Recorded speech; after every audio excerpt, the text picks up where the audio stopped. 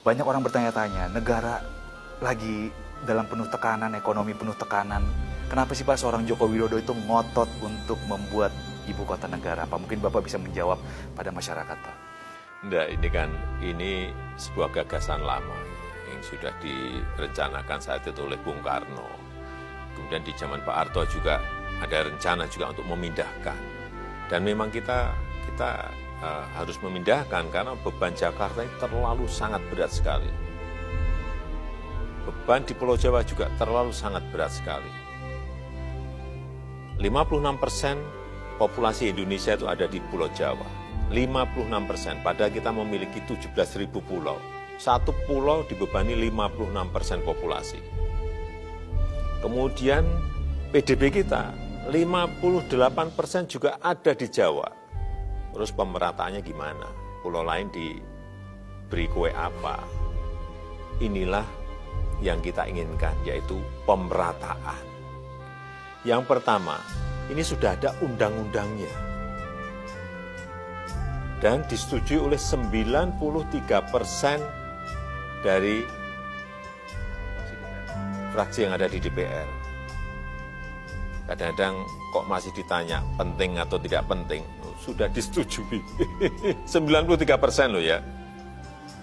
Dan kita ingin sekali lagi pemerataan dan Indonesia sentris. Sehingga PDB ekonomi nanti bisa lebih merata. Infrastruktur juga bisa lebih merata. Dan agar Indonesia ini maju tidak dirasakan oleh Pulau Jawa saja, tetapi oleh semua provinsi, semua kabupaten dan kota yang ada di luar Jawa. Dan yang paling penting pembiayaannya. Di dalam rencana kita memang 20% dari APBN, 80% dari PPP, KPBU, dari investasi, dari investor. Dan 20% ini pun kita akan tidak membangun tahun ini kemudian rampung. Ini mungkin 15-20 tahun. Ini sebuah pekerjaan besar dalam jangka panjang. Jadi jangan dipandang ini setahun, 2 tahun selesai. Enggak. Kita itu mengeksekusi dari gagasan lama dan itu juga sudah melalui survei lapangan, sudah melalui studi-studi lapangan, karena di awal itu diputuskan oleh Bung Karno saat itu di Palangkaraya, di Kalimantan Tengah. Tetapi setelah kita cek detail lagi ke sana, sekarang di sana ada problem masalah banjir, sehingga dicari alternatif yang lain. Dan ketemu di Penajam, di Kutai Kertanegara. Investornya siapa Pak yang sudah tertarik Pak? Dan bagaimana ini kan nilai ekonomisnya belum ada Pak? Bagaimana Bapak bisa menjual IKN ini supaya... Jadi yang kalau ditanyakan investornya dari mana, semua negara tertarik. Yang sudah deal itu dari Uni Emirat Arab, sudah. Yang akan konsentrasi di financial center.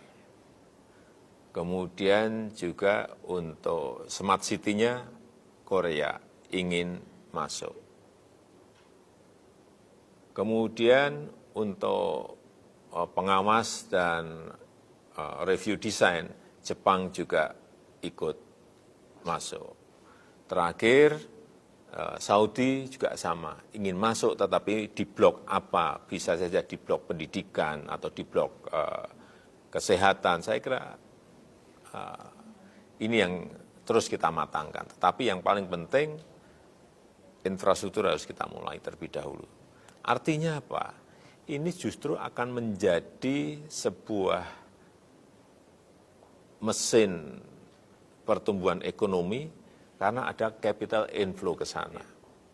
Selain yang tadi, hilirisasi, UMKM, ini ada sebuah mesin pertumbuhan ekonomi baru karena akan ada kapital masuk ke IKN ini. Jadi kita berbicaranya jangan berbicara sempit hanya APBN terus, itu enggak. Kita akan berusaha agar ini bisa mendatangkan investasi sehingga ada capital inflow untuk masuk ke negara kita. Dan jadi kalau anggapan IKN dibangun dari utang itu salah ya Pak? Investasi, tolong dibedakan, utang dan investasi. Dan nilai total berapa tuh Pak? Kira-kira yang dibutuhkan untuk membangun sebuah ibu kota negara yang baru Pak? Terakhir hitungan kita 33 miliar US dollar.